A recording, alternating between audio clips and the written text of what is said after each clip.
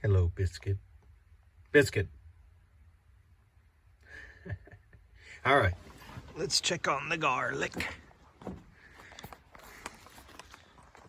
Yeah, it's looking good here. Let's see here. We got the chestnut red.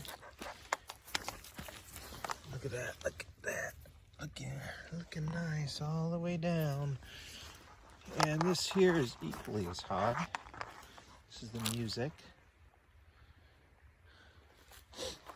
Wow, it's come up nice.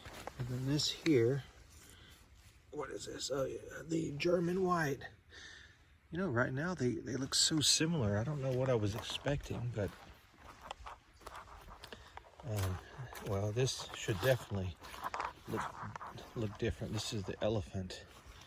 I can tell you that the leaves to me look broader than the other. It's coming along. It's coming up. All 4 varieties. And that's great. And I guess the good thing here is they don't really have any predators.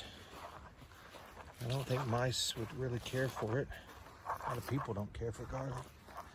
But it's looking nice. Hopefully it'll continue to grow and we'll have a good first season crop. Never grown garlic before, but hopefully it's gonna be all right.